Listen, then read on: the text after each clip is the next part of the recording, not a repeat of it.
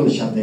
তো ভারতের জনগণের এবং জনগণের সাথে যে আমাদের সম্পর্ক বাংলাদেশের, সেটা কখনই আসলে ছেদ পড়েনি এবং সেটা খারাপও না। আমাদের মধ্যে যেহেতু সাংস্কৃতিক মেলবন্ধন রয়েছে এবং আমাদের অনেক জিনিসই আমাদের মিল রয়েছে, একই জায়গাও আমাদের এক, আমরা 200 বছর আগে মোটামুটি একসাথে ছিলাম, যার কারণে জনগণের সাথে যে জনগণের সম্পর্ক সেটা সবসময় ছিল। কিন্তু সমস্যা হয়েছে রাষ্ট্রের সাথে রাষ্ট্রের, সরকারি পর্যায়ে আমাদের সম্পর্কটা কখনই ভালো ছিল না।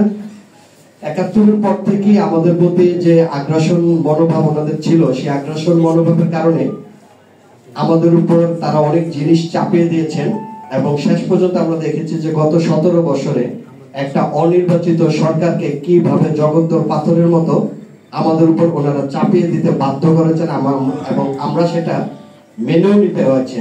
কিন্তু জুলাই আগস্টের গণ অভ্যুত্থানের মাধ্যমে আমরা সেই ভারতীয় আগ্রাসন থেকে মুক্ত হয়েছি। আমরা তাদের সেবা দাসীকে এই দেশ থেকে বিতাড়িত করেছি এবং নতুন বাংলাদেশের সূচনা হয়েছে। ঠিক এই পর্যায়ে ভারতকে নতুন ভাবে চিন্তা করতে হবে তারা আমাদের সাথে সম্পর্কটা আসলে কিভাবে এগিয়ে নিবে। পর্যায়ে এগিয়ে নিলে আমরা দুই পক্ষই খুবই সম্মানের সাথে আমাদের সম্পর্কের নতুন শুভ সূচনা করতে পারবো। তো এই বিষয়ে আমাদের যারা উপস্থিত অতিথি আছেন তারা আরো বিশদভাবে বলবেন, আমরা সেটা শুনবো। তবে আমরা তো আসলে প্রতিবেশী পরিবর্তন করতে পারি না, এই ভারতই আমাদের সাথে থাকবে এবং ভারতই আমাদের সাথে আছে। তো ভারতকে এখন প্রজ্ঞার সাথে বাংলাদেশকে বিবেচনায় নিতে হবে এবং আমাদের কাউন্টার পার্ট হিসেবে তাদেরকে কাজ করতে হবে।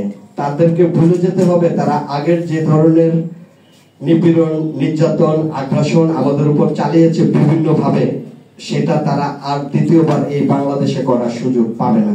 সেটা অতীত হয়ে গিয়েছে।